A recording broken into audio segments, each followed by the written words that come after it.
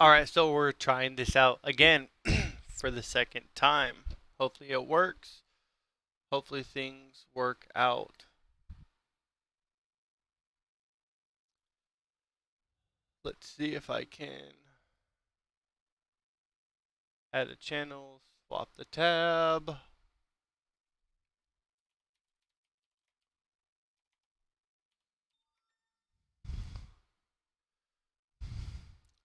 I believe I'm supposed to be going live right now, but we'll see if that's actually true.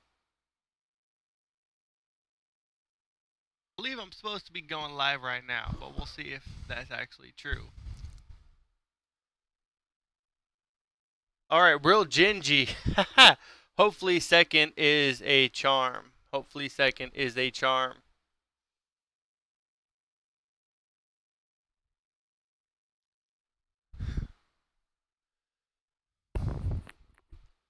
Volume low on the voice.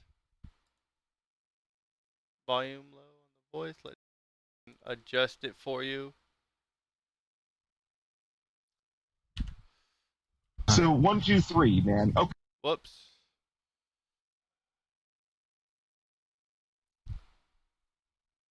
Headphones, OBS system.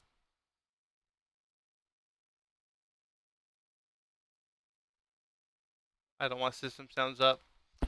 So how's the voice for you guys? Voice, anybody? This is the first time with my on broadcast studio system, so bear with me.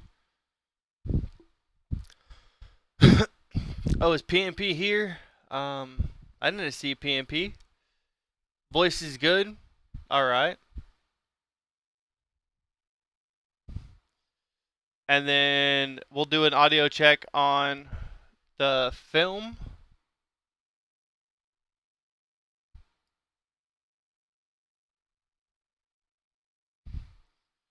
And then Okay. So the reason I tried to come up with nope. The reason I tried to come up. how's that audio? OCSOB007, thanks for showing up. Ling Lee, all of my moderators, Missy Ann, News Now Phoenix, thanks for showing up. Real Gingy, you guys are amazing. Blue Ghost, welcome. Welcome, Blue Ghost. If I can get some type of information from my moderators, how is audio, video? Everything is good? Let me double check my mic, my headphone. Go up a little. Sterite, thank you. Alright, so let's see.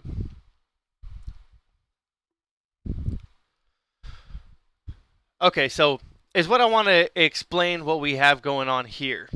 What we have going on here is a video that was captured a couple years back. This is what we call the Socratic method. This is a solid defense for court tactics that we have brought to you by our friend Joe. Ethics instead, ethics and ethics no, anarchism articulated. Ethical anarchism articulated. My apologies. Joe's gonna kill me for that. He started out as Cop Watch Hawaii, but regardless of how they started or anything of that sort, we have some solid footage here that I want to go over and discuss with you guys. This is from a gentleman known as Gary Capps, and this guy is a genius. He taught me everything that I needed to know in order to challenge the court directly on their aspect of jurisdiction. What is the challenge on jurisdiction? It's a different way that you can defend yourself against the corruption of the system coming against you. They have assertions that they make that they have no evidence to back up. And we're going to discuss exactly what that is here today. So with that being said, we're going to start here. I want you guys to listen in, and we're going to cut it out every now and then. Again, this is commentary on a video from Ethics Instead, Ethical Anarchism Articulated. Cop Watch Hawaii. Joe, the man, the myth, the legend, and we'll start here. Up with okay, so people kept coming back after their ordeals and saying, you know what? I was just left at a point where I didn't know what the hell to say, and all I was left with is all I could do was plead not guilty. That's it. That's all. I was just stuck. There was nothing else I can do. And so I tried to come up with three things that will always be true, and you can from them to try to figure out which one kind of best fits the situation. It's a segue. It's a way. It's a little, I don't know, mini speech line that you can give to get back onto your question and to point out why your question is important, and that you actually need a yes/no answer to your yes/no question.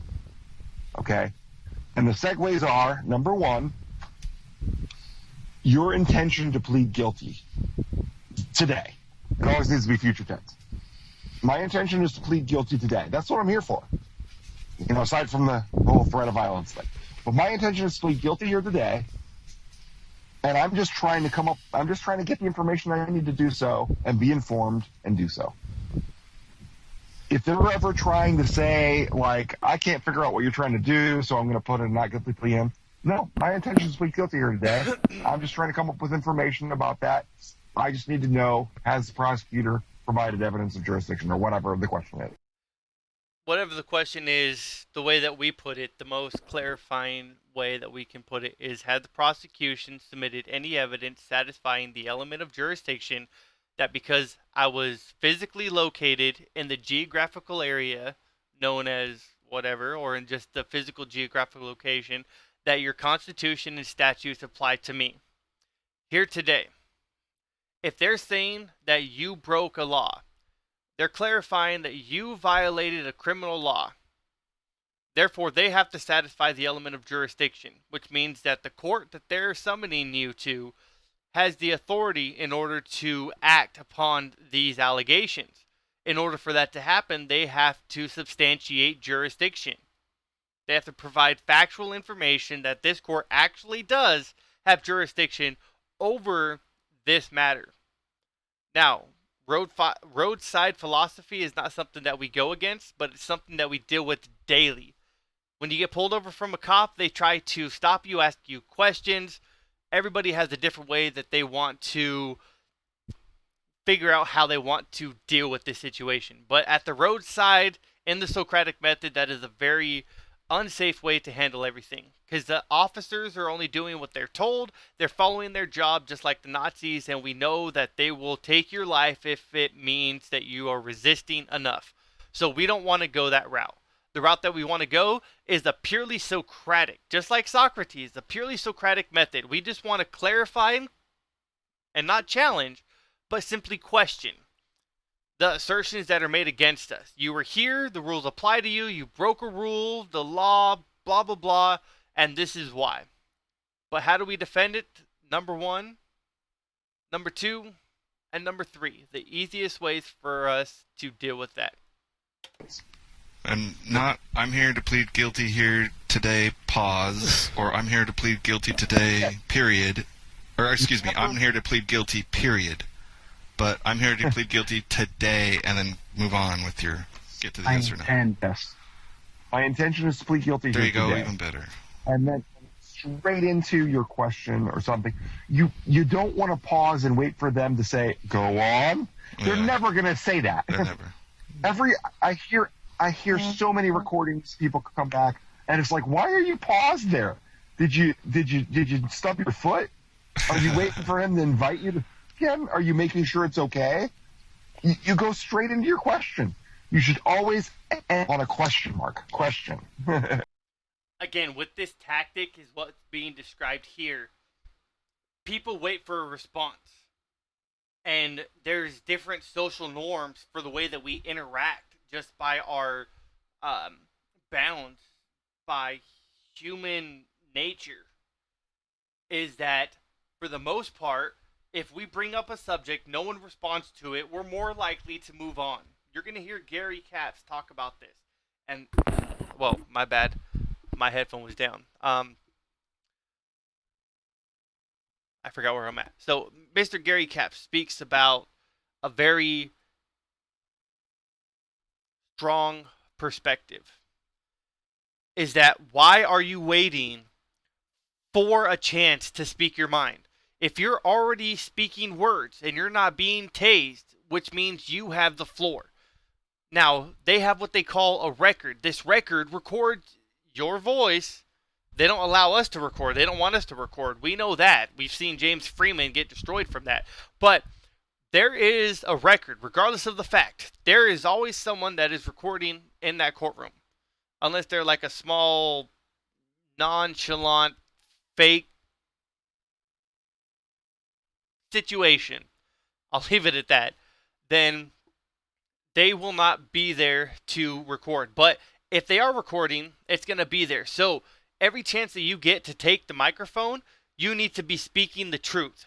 Clear, concise statements in order to make your point relevant. Ask a question, and on the question mark, don't speak until the judge speaks to you. Again, this battle is a battle of record.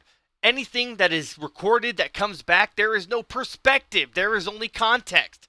There is no perspective of time, of emotion, of inflection of voice, anything of that sort in a court record.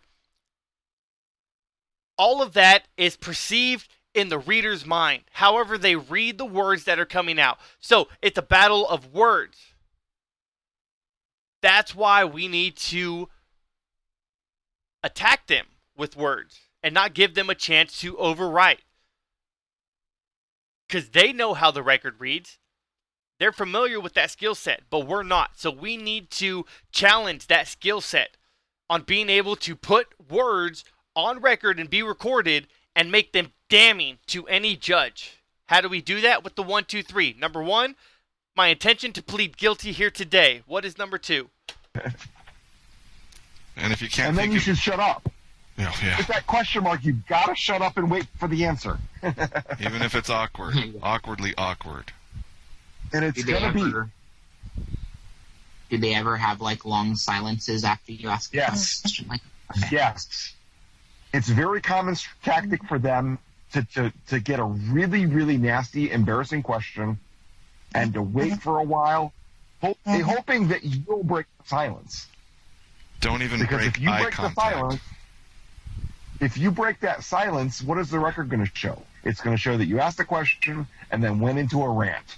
Again, at this point, there is no relevance of time. Nobody knows how long that there was a pause that they ignored your clarification. If you put a clarification on the table, you wait until they speak because the record has no relevance of time.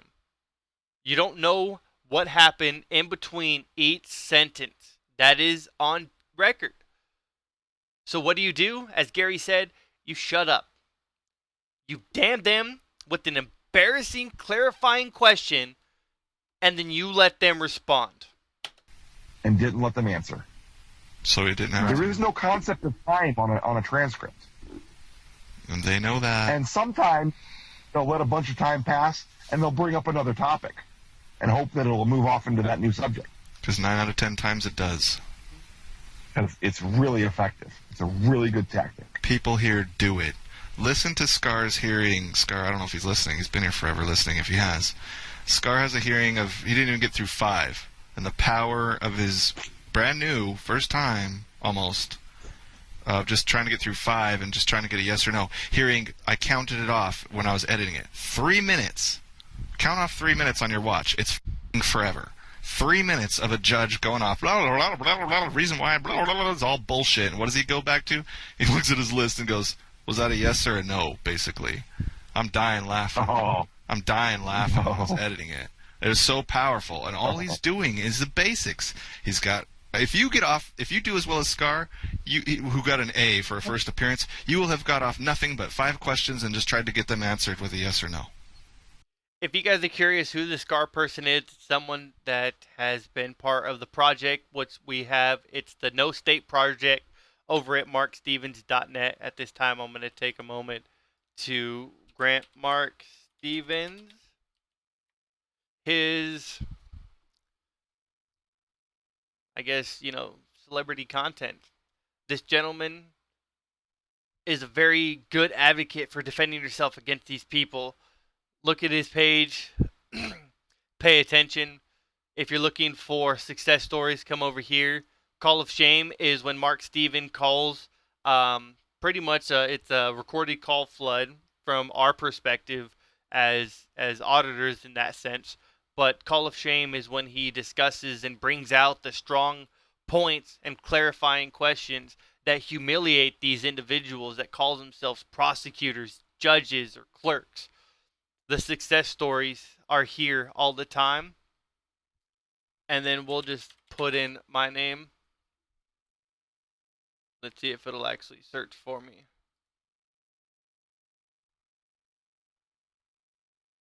The search is a little slow, but I do have a couple success stories here. This is my calling. This was my upbringing. This is where I started. Yes, Ginger gets ticket dismissed in Texas. Here we go. This is one of them. So as you can see, I have my own success stories on markstevens.net. If you're interested, go take a look, read it, go through.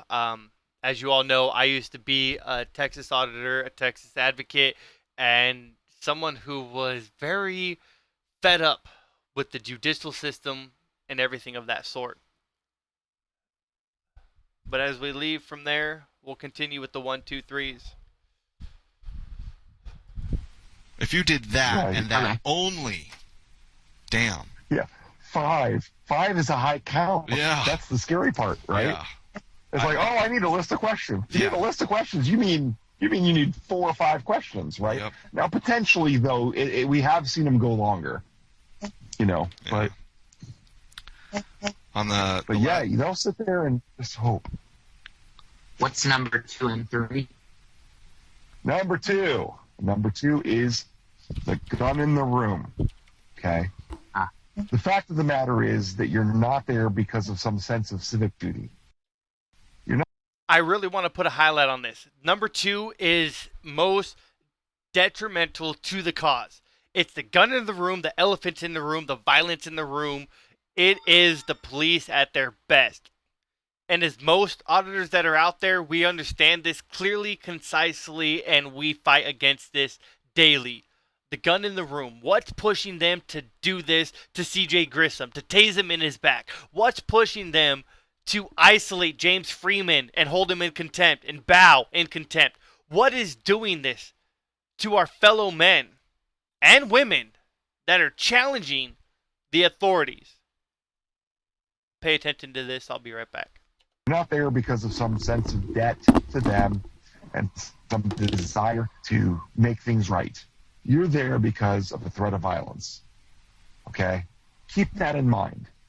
And whenever they say, hey, you brought this before this court, number 2 is what comes to mind.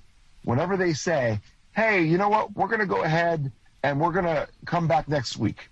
How about you come down again next week? Number 2 is what comes to my mind. I'm here under threat, of violence. I want to be free of this threat of violence today. What's stopping us from making that happen? The number 2, the gun in the room. Whenever they say, what do you want us to do here today? They'll do that. Little tactic they have. They'll give you 2 choices about what's going on. Like, for instance, hey, we can have a trial on Thursday or Friday. What do you want us to do here? How do you answer that? Either. Why? You need to be clear. Don't just pause. Neither is not the full sentence. What do you want? I want you to dismiss this for failure to state a case is what I want. Right? Right. Go straight back with what you really want. They're trying to get you to focus on 2 choices. When they say, what do you want? You should back up and say what you want. A genie is asking you your wish. Tell him your fucking wish, not what color shoes your favorite, You can say I've seen it done. I've had it done to me. I had a bureaucrat say, blah, blah, blah, blah, blah. What do you want me to do here? And I said, I want you to leave me the hell alone.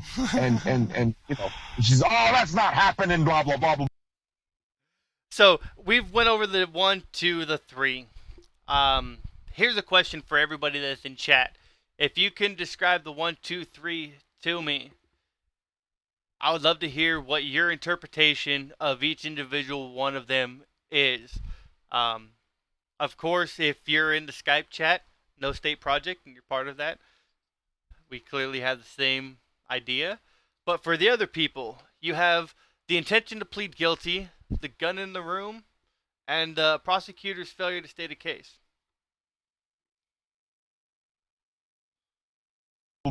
She had a fit because she wanted my participation. Yep. And She wanted me to stop. She wanted me to stop my challenge to the overall by cooperating with the specific. So again, the gun in the room is very important. It's also something you need to keep in mind at all times about the threat of violence. Why are you here? You're not here for justice. You're here because there's a gun in your back. You know, you want a trial? Hey, don't you want your fair day trial? No, I want peace. I want to be left alone, right? They The gun in the claim room. that they have your consent to be governed. They need that because they don't actually have it. Military's got it, they claim, in the UCMJ. But I just use it as a comparison because it damages them. Right. They don't. So the segue involved is if they say, hey, how about we come back here on Thursday of next month, whatever, what would you say? It's like, well, I'm simply here to mitigate these threats of violence, to deal with this, and to regain my safety. I just want to get done with this right now. My question was, has the prosecutor provided any evidence of jurisdiction? See, with that threat of violence, everybody here, I would hope, can grasp that threat of violence. There's a threat of violence, and I will briefly explain that. When you were driving down the road, and all of a sudden you have a vehicle that shines forward-facing blue and red lights that are flashing with a loud siren, and they're riding you and tailgating you, and you were told that these people are armed to the teeth with badges, guns, tasers, and the force to eliminate you if you resist properly. Will you decide to stop or move forward? Here's the question. What would happen if you did not stop? Would you be free to go? Or would you be pitted, felony stopped, shot, tasered, maimed, beaten, thrown in a cage, kidnapped, anything of these sorts? Any of that remind you of standard protocol and procedure? I don't care what standard protocol and procedure is. Standard protocol and procedure is a joke to me. Because we all understand we've investigated ourselves and we found we did nothing wrong. We get it. We understand exactly what's going on here. What do? We stay safe. We secure our safety.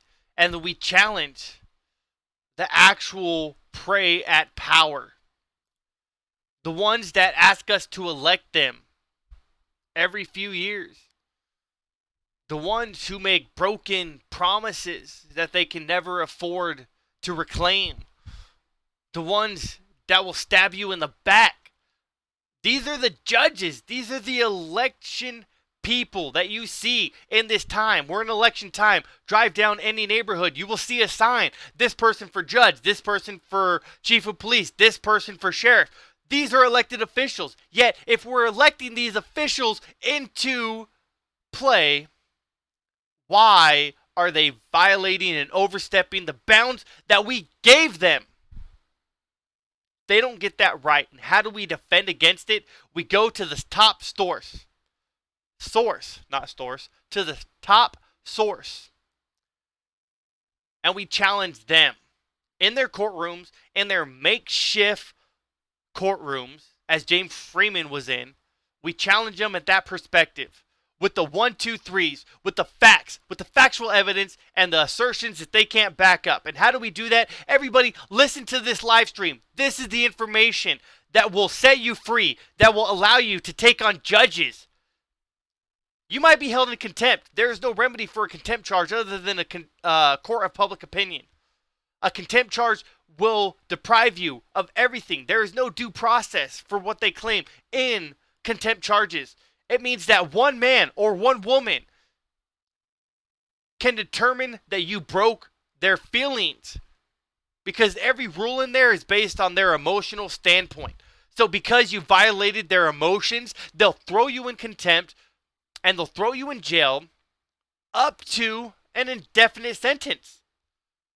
I'll speak about an indefinite sentence later, but let's continue on. As of right now, not as of next week, as of right now. It's a yes or no question. I'm not saying does he have any his office. I'm not saying is there any in the universe. I'm asking him if he's presented any to this court as of right now. It's a simple question. No hypotheticals needed. I'm happy. So that's number 2. It gets you back. It's always true. It's always applicable, but it's sometimes the best of the 3. All right, on to number 3. Or any questions so far? I'm happy. No, on the number 3. I'm happy to talk Number about 3. day of the Number 3 is week. the clincher a little bit. You know, I'm off the number mic. 1's the intro. I'm off the mic. Number 2 is the medium. Number 3 is what's supposed to kind of, is the point is that you should go home. Number 3 is the prosecutor's failure. Okay. The prosecutor's failure. How has the prosecutor failed? How has the prosecutor failed? If we haven't seen before, I have put prosecutors' failures on blast in the courtroom with a live camera. Well, not live, I wasn't streaming live, but a recording camera in their face, and I figured out exactly what they would do. You might call me a John Quinones a little bit. What would you do? Well, I'll take a camera and I'll put it in their face, and I will stand up for what they believe in. It's not what I believe in. Their beliefs drew me into this. Their beliefs that they have authority over me. Their beliefs that they control me. My mind, my body, my spirit, my flesh, my blood. The fact that they think that they can establish that jurisdiction over me, they've got something mistaken. And I'll tell you exactly what they're mistaken. They're mistaken the fact that they presume that they already have jurisdiction to adjudicate matters that has not been factually satisfied. No factual evidence has been determined whether or not they have jurisdiction, yet they make the presumption. It's like, hey, let's make a bet on this Sunday Super Bowl game, but you owe me $40 because I already presume they're going to lose. Before any of the facts actually play out, they determine you're guilty. There is no presumption of innocence until guilty. Why is that? The prosecutor's failure. How did they fail? Let's follow. So the prosecutor has failed to state a case. The prosecutor is failing to provide details, to clarify his own accusation, to tell you whether or not he's submitted any evidence to the to the court, failing to provide any evidence to the court. All this failures of the prosecutor, right? To do anything more than just point his finger and say, "Bring him here." The waiter has failed to serve food. Right. The prosecution's failure is not your failure. Number 3 is all about just holding the prosecutor to his burden and recognizing the consequence of him not doing it. And this comes up when they're saying, "I tell you what, we're going to give the prosecutor a week to provide you that evidence." If you guys don't believe this is true, that statement right there, we're going to give the prosecutor more time. The prosecutor has failed their duties, but yet the judge sides with them. If that's true justice, that's not a world I want to live in. True justice is at the point when the facts have to be displayed and the prosecutor has nothing, they don't get more time. They are held to the same standards that every other alleged defendant or defense attorney is held to. If the defense attorney showed up and said, "Judge, I'm not ready," their client would most likely be going to jail. And yet, if the prosecutor shows up and is not ready, they get a reset, not a dismissal. That is not justice. That is injustice. And that is BS to the core. How do we counteract that, everybody? How do we counteract that? I'm going to take a second. I want to look into the chat. Give me what you guys think about this. I want to hear what you guys think about that. Is there a bias between a judge and a prosecutor versus a judge and a defense attorney and the alleged defendant? Is there a bias in his determinations legally within the court? Being the sole provider of that court room, is this judge allowed to show a bias towards the prosecution versus towards the defense? Chime in right now in the chat. I want to hear it. Sound off. I want to know what you guys think. If you guys can let me know, how does that feel? Is there a bias with the judge? Does the judge really want to protect the prosecution? Here's a thought. Has the judge ever been a prosecutor? How did the judge become empowered in that position? Is it because he wants the people, which would be most likely on the defense side? Or is it because once he gets the people's verdict, then he turns against them? Do we want judges turning against the people that elect them?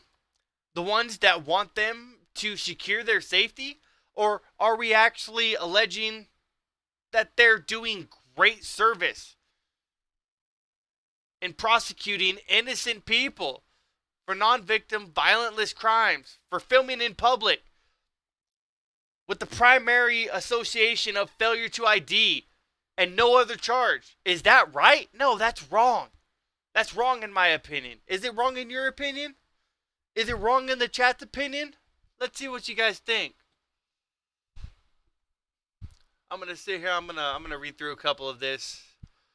So we'll take a brief moment.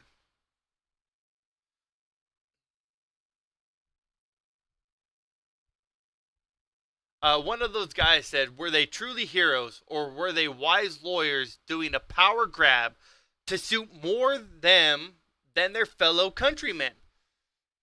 Are they really interested in their fellow countrymen or are they interested in lining their pocketbooks? How do we defend against them? Let's continue. The 1, 2, 3s is the power to challenge a judge and it will bring everything that they say back. Use the 1, use the 2, use the 3. If you don't believe me, look at my last stream that I did and I will show you my interactions in the courtroom. And take a look at those videos and you will see that this is truth. And this happened years ago. And now that we have introduction of different auditors getting contempt charges in court, I feel it is my duty to discuss this information that we've already brainstormed and thought through, that I've spent countless hours, and Joe has spent countless hours, and Bao has spent hours, countless hours, and Gary Capps is the man to be, and Mark Stevens, go and see him. These people are how you defend against the court. You guys all know how to defend yourself against the streets. How do you defend yourself when they falsify documents to put you in court? How do you defend yourself? This is how you defend yourself. So any auditor that is out there that wants to defend themselves after a frivolous charge, how do you defend yourself? Pay attention to this stream. This stream is how you defend yourself. We'll continue. Well, objection. The prosecutor has failed to do it so far. He has the opportunity to do it right now. And it's his failure, not mine. And you're wanting me to come back down here next time. And in the meantime, be under a threat of violence. When rightly, this should be dismissed right now. It's not my failure, it's the prosecutor's failure. That was a 2-3 combo. That was nasty. Left hook, straight. Ugh.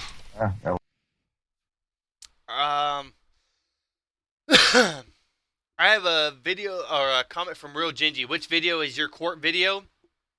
If I can have any of my moderators go to my channel and provide him with the Bexar County Court videos, also the Kangaroo Court series 1 through 4. If we can get those links in my chat, I would greatly appreciate it. Again, the Kangaroo Court series 1 through 4 and the Bexar County and the Live Oak Court, please. I brought in 2, didn't I? I meant to keep it to 3, but you know. But I'll always bring 2. Heck, I'll always bring it in if I can. But Will all segue into each other, it's right? true. It's just which one's strongest. Sorry? They all segue into each other pretty much, right? You can Okay. go back Well, and they're all forth. segues to get back to your question. Right. See, the goal is to get back to your question and to make it relevant now. Not, hey, I'm going to put a not guilty plea in for you. You know, I want to interrupt real quick and say that these 1, 2, 3s, the logical way that they were set up were to segue into each other. Number 1 is when you would first use it. Number 2 is in between when things are getting worse. And number 3 is when you're shutting them down. So yes, they are ordered from 1, 2, 3 on how you should logically use them. Because you don't want to ask about the evidence of jurisdiction if you've never actually asked for clarification on it. But you don't want to plead guilty after you asked about evidence of jurisdiction. So your intention to show up to plead guilty there today means that you're ready to solidify the incident and shut it down, just like Negan. Shut that shit down right here, right now, here today. That's why they're there. Number 2, the gun in the room, the violence. Everybody is disarmed, and yet they have an abundance of weapons, tasers, badges, violent criminals roaming about that area that you are told is sacred, which means clearly the rules don't apply to them, and the judge does not force the rules on them. That is another problem. Also, number 3, the prosecutor's failure. How did they fail? They failed in the instance that they did not provide the court with their burden to subpoena you and force you into court.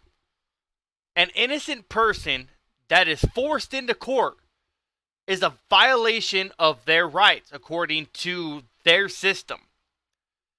So how can someone that is presumed innocent be forced with violence against their will to show up?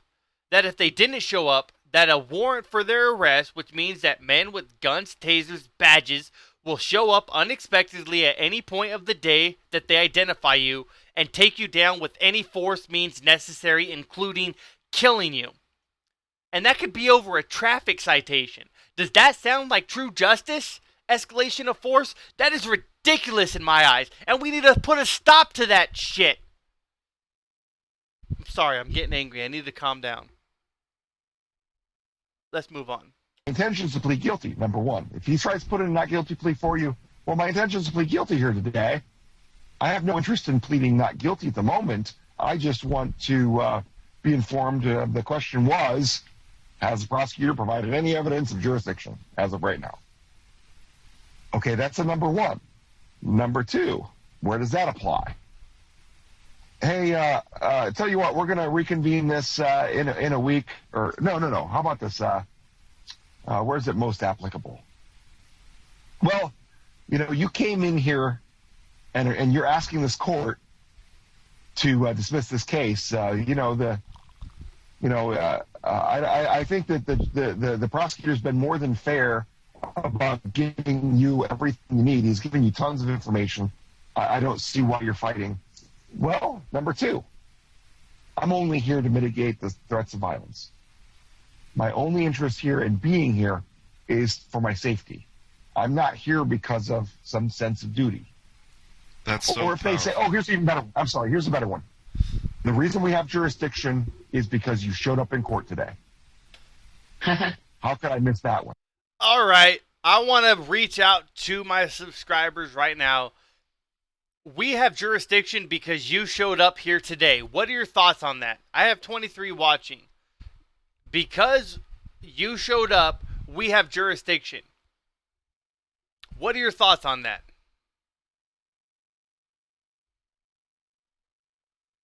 My thought is simply, because I showed up, they have jurisdiction. If I did not show up, I would have a search warrant, an arrest warrant for me. Not a search warrant, an arrest warrant for my person. by any means necessary, which means killing me, to secure my body to take me in front of a judge. They'll probably do that. So it's a no-win situation. How is that acceptable?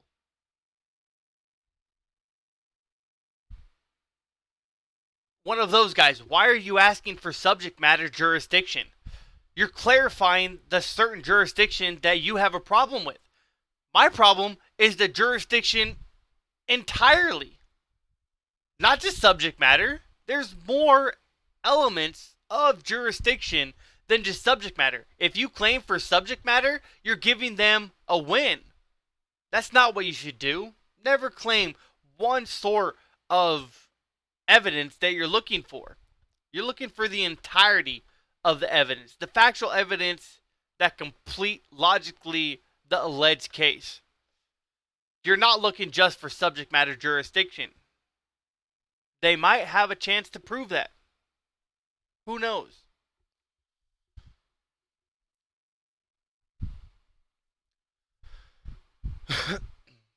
Well, OCS, that is an assertion. Can you back it up with factual evidence? I don't know if you can. Don't make an assertion. Don't make a factual assertion if you do not have the evidence to back it up. Like, you broke a law. Or no such evidence exists. You're not aware that no such evidence exists. But being ignorant to that evidence doesn't make it false. So you don't know if you're actually ignorant to the evidence or if the evidence doesn't exist. There is a factual point that you're missing that you cannot base a judgment on, so you cannot ring in on that. I'm sorry, you must recant that statement because it's an intelligible decision and a very ignorant point to make. You can't justify what you just said. You have to have factual information before you justify anything.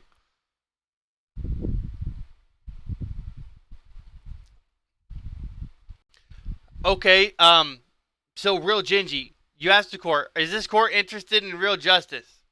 Well, yes. This case should be dismissed on the failure of the prosecutor to enter any factual evidence of proper jurisdiction over me. That might be a good segue in a certain circumstance, but I would probably not lead with a clarifying question that asks the court if they're interested in justice. Their presumption that the court has is the interest of justice. We're there to show that their interest of justice is not true. So asking and answer, that would be considered, in my opinion, an asked/answered, and they would consider you foolish. I might not go that route unless I've already been down that road a couple different times. Then I might fire that off. When I have actual on-record statements that shows that they're clearly violating the essence of justice that they're trying to provide to the public. And I call it essence because there is no such thing as actual justice. It's all opinionated and opinionated facts. Disclosure. OCSOB.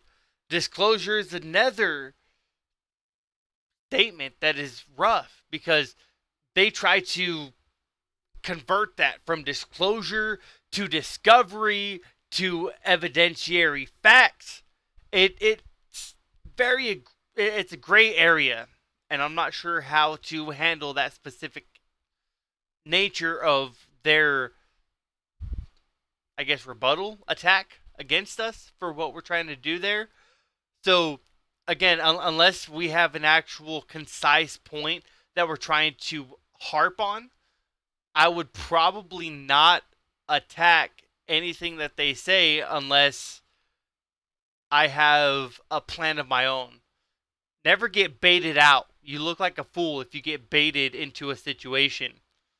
So shut it down, silence it out, and then take them on a point that you're well versed in.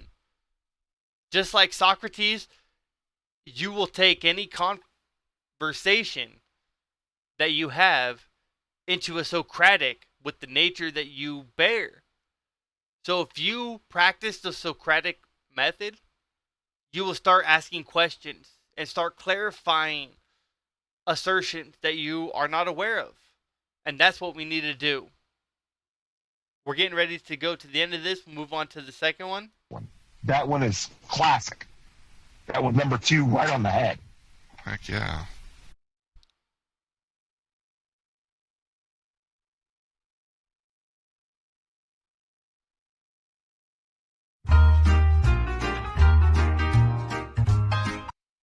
All right, we'll see if we can push past this. Whoa, that was weird. Part 2. Well, objection. Let's see. One of those guys. I like you, dude, but it would seem you need to look further into questioning their claims. I have a problem just with that right there, but we'll move on. You seem to have a myopic grasp on this form of defense. Steven has a script you should look at. Yes, one of those guys. I have gone through those scripts plenty of times. And I have broken through walls of thought process that may have been formed originally, but have figured out that they may not be as most effective now. There was a good 18 to 24 month period where some of the most brilliant minds, including Mark Stevens, formed in a Skype channel to figure out the most effective way. Mark Stevens started it out with the broad way to handle the assertions that were being brought to us. But after years of contemplation, we figured out that there is not time for us to go the route that has been laid out. Mark Stevens has a script of multiple clarifications that are relevant in any given situation, but there is no given circumstantial of, well, there is no given there's no given events that are that will determine this to be true.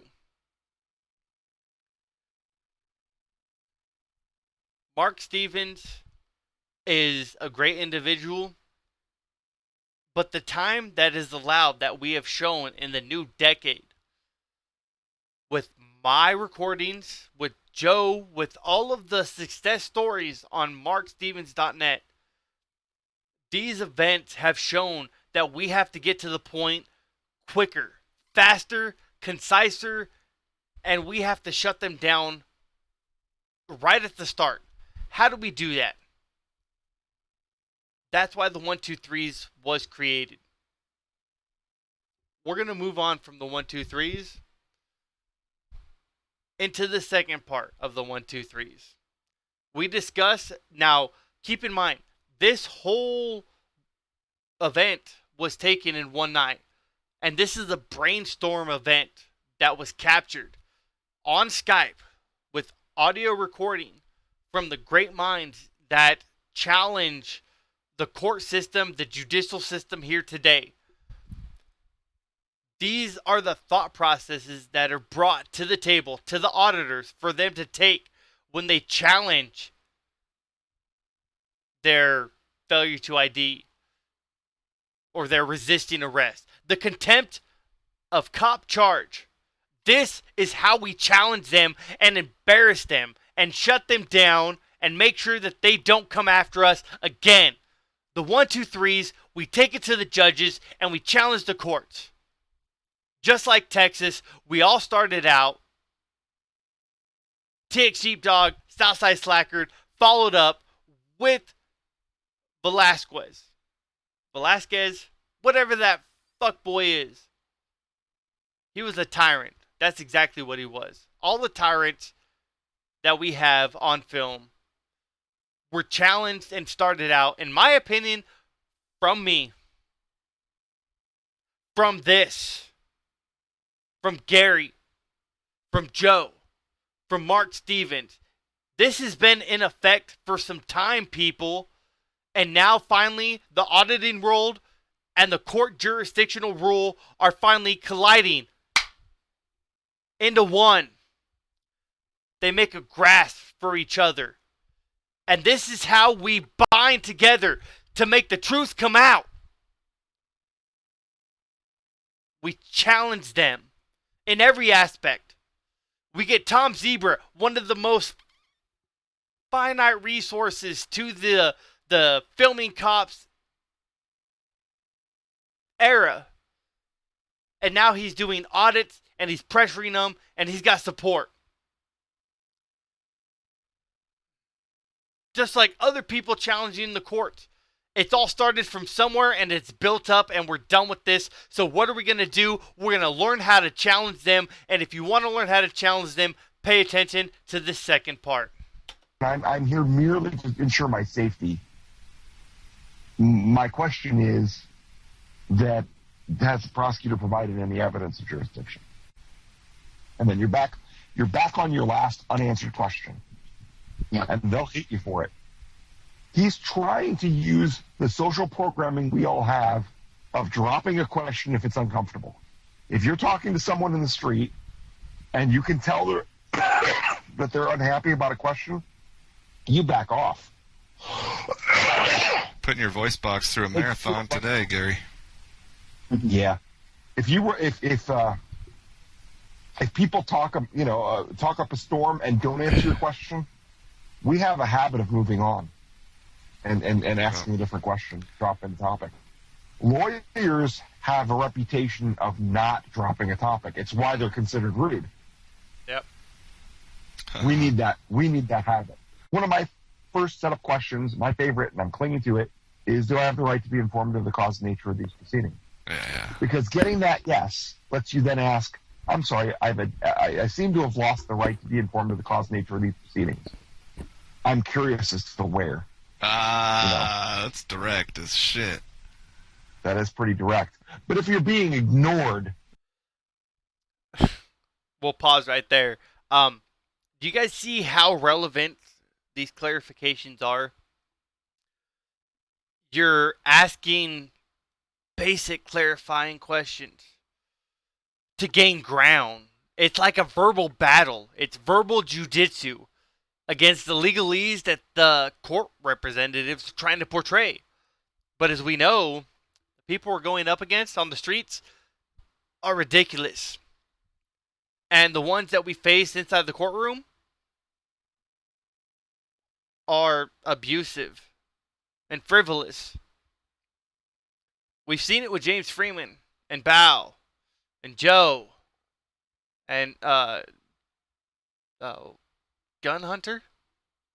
Pardon me if I missed that. If anyone can please correct me. The fourth person that was with James Freeman in that, I apologize. I mispronounced your name, but the fourth person that was there. Was it Mexican? Was it Padilla? Was Mexican Padilla with them there? I thought it was Gunner. Yeah, Gunner. That's what I thought. Gunner. Okay. Yeah, no, Gunner. Yeah, Gunner. Okay, so I'm right. All right, awesome. So yeah, and with Gunner, all of them speaking up, and everyone that spoke up was held in contempt. I wish that someone from the actual public spoke up that was powerful and held in contempt because they agreed with us, but clearly everybody that joins that event does not agree with us. Those people are the most richest, powerful people in your block, so they have to show up for that event. They hold it on their calendar.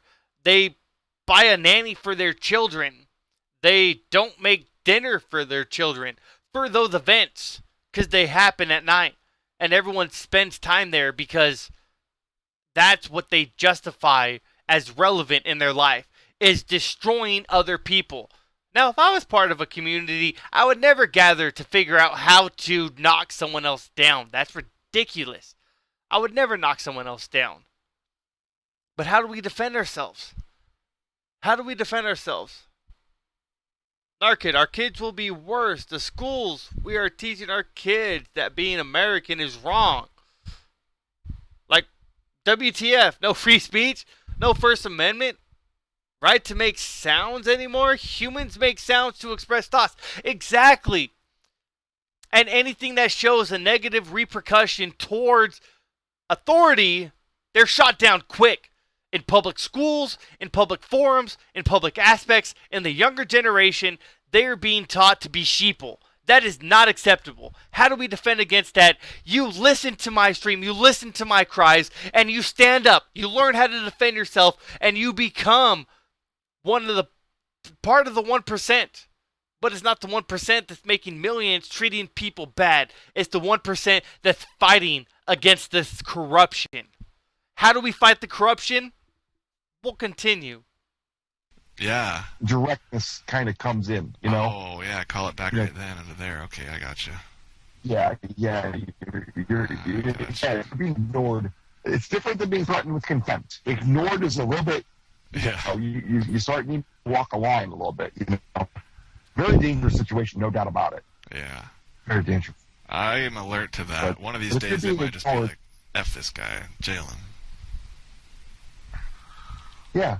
Well, do I have the right to be heard here today? Yeah. What are they going to do?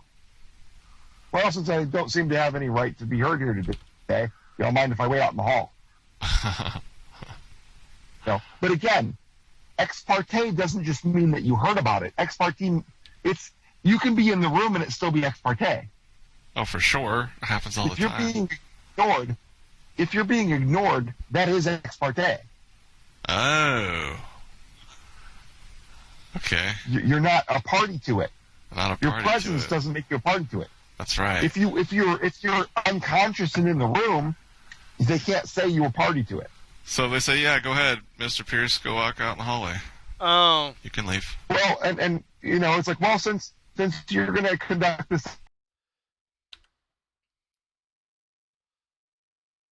all right. Well, Johnny 50 is live, so we'll go to Johnny 50 and figure out what's going on.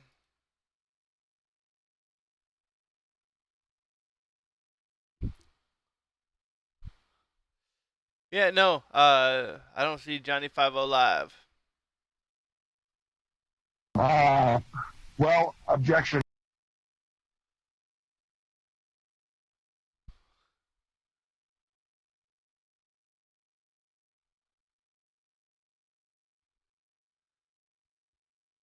Well, with that, I'll just leave it at this. We have an issue with the court. There's a disconnect between the court and the public area.